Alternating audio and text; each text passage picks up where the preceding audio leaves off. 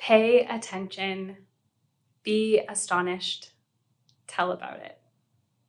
These are instructions for living a life according to Mary Oliver. Last October, I was part of a young adult delegation that traveled to Rome as witnesses to the Synod on Synodality. There were undoubtedly moments and encounters that surprised me, but most notably is my very new and growing relationship with St. Clare of Assisi, whose feast we celebrate today. Between basilicas and olive trees, I met St. Clare for the first time in an old fresco on the wall of an otherwise empty and seemingly ordinary dining room. In this image, the Pope sits at one head of the table and St. Clare on the other. Between them is a row of bishops. Crouched under, in the shadows behind St. Clare, is a group of sisters. This fresco depicts the moment that St. Clare blessed the bread, and crosses appeared in each of the loaves before them. Surely there's more to the story here, but this single image was enough to immediately capture my spirit.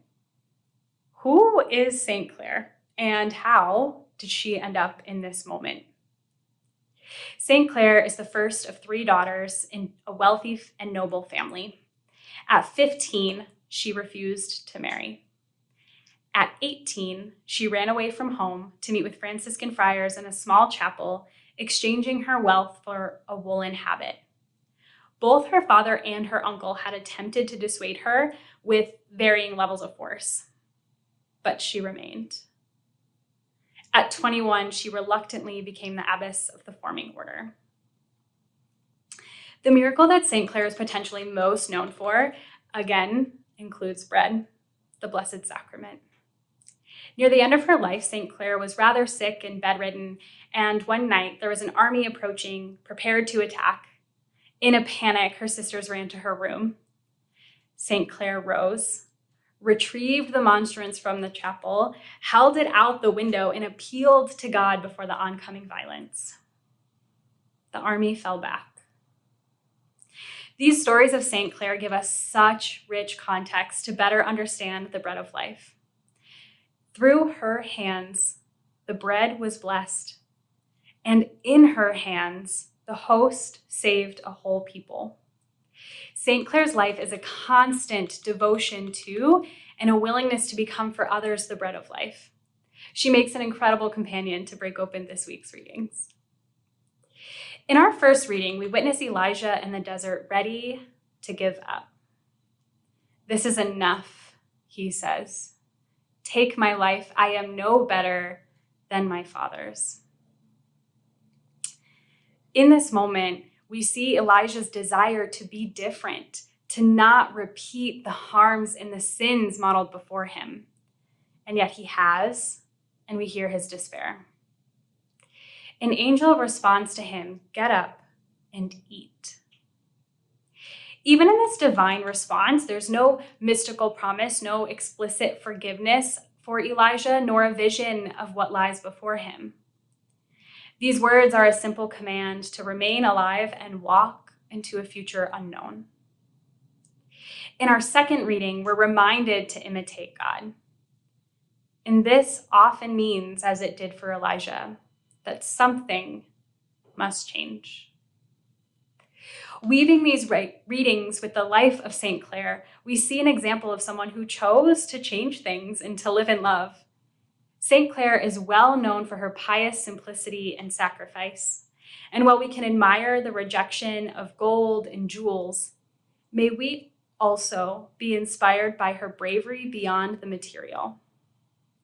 St. Clare quite literally disrupted the riches and the royalty of her father, of all that was expected of her, in order to serve others.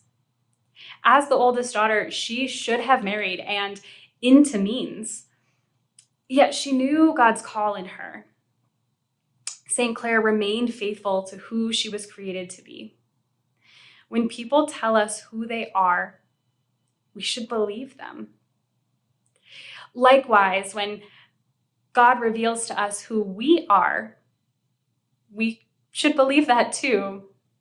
When we're called to make sacred sacrifices in order to live in love, it's not our very self, our created self, that we're losing. It's the assumptions and projections of who we should be, the expectations and external pressures of others laid on to us.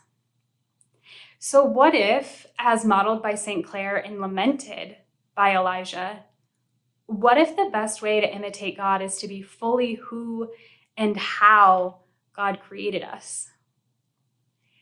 Even if, and perhaps especially if, it's a surprise to ourselves and others around us. In the gospel this week, when Jesus reveals that he is the bread of life, those around him even say, "Do we not know your mother and father?" It's as if they're saying, "No, that can't be, because we know you better than you know yourself." Again, when people tell us who they are, we could believe them, even if we don't know what comes next. In the psalm and in the gospel this week, we hear the comforting and familiar refrains, "Taste and see. I am the bread of life." During the Eucharistic prayer, we hear that the Eucharist is the fruit of the earth freely given. And it is the work of human hands.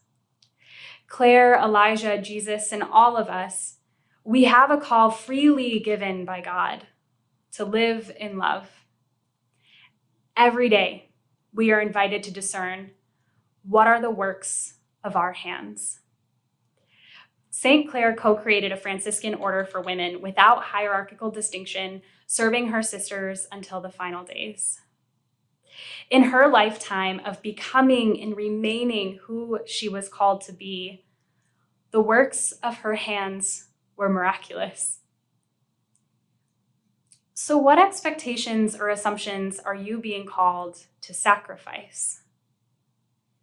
And sustained by grace freely given in the bread of life, what now are the works of your hands?